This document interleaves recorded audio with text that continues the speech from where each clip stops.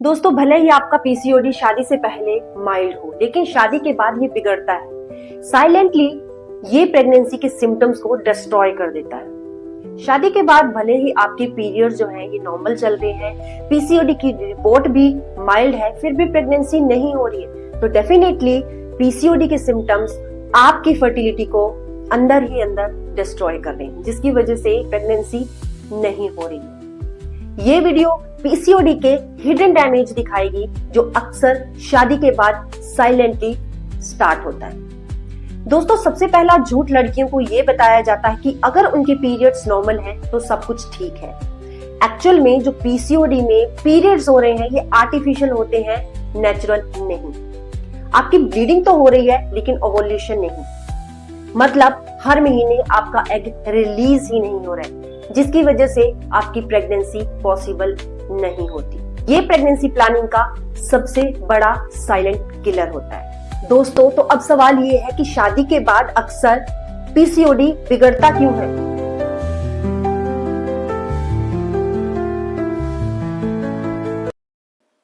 तो शादी के बाद पीसीओडी की बॉडी 3 ऐसे अटैक फेस करती है, जिसकी वजह से ये पीसीओडी बिगड़ता चला जाता है। PCOD has 3 main phases: irregular periods, weight gain, and acne.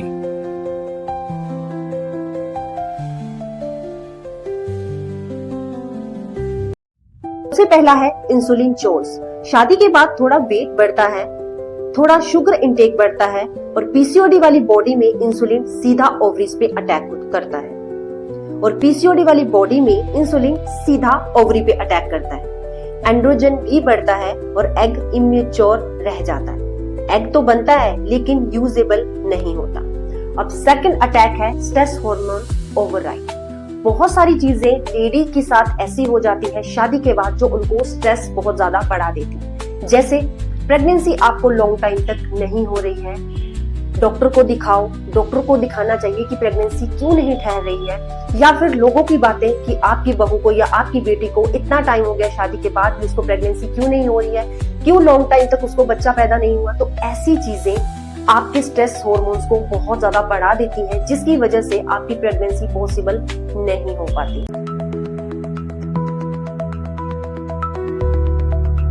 When stress hormones like cortisol increase, they travel to the reproductive system, causing a decrease in fertility hormones.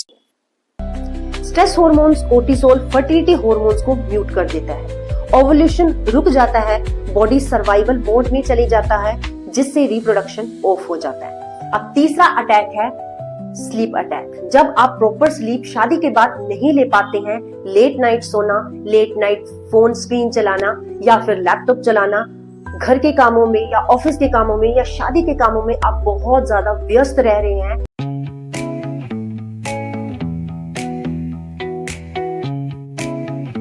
Body को 8 से 9 घंटे की नींद नहीं दे पा रहे हैं, तो यहाँ पे आपकी इरेगुलर स्लीप आपकी मेलाटोनिन को डिस्टर्ब कर देता है, इंसुलिन और एस्ट्रोजन इम्बैलेंस हो जाता है। ये वही एस्ट्रोजन हार्मोन है जो आपके यूट्रस को हेल्दी रखने में आपकी हेल्प करता है, और जब एस्ट्रोजन का लेवल यहाँ पे बिगड़ गया तो आपका यूट्रस हेल्दी नहीं रह सकता, और यूट्रस हेल्दी नहीं रह सकता मतलब कि पीसीओडी आपका और ज्यादा बिगड़ जाता है।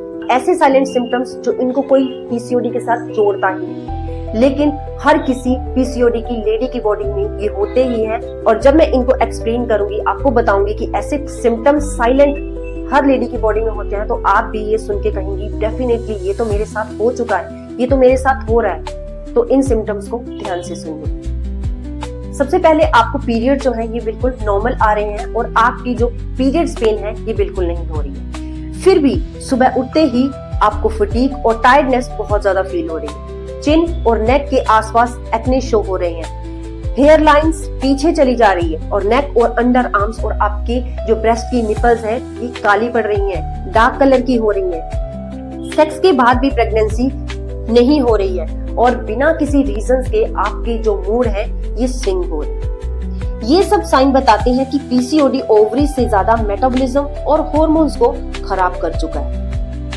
अब फाइनल स्टेप ये है कि पीसीओडी एक्चुअल में प्रेगनेंसी क्यों डिले कर देता है।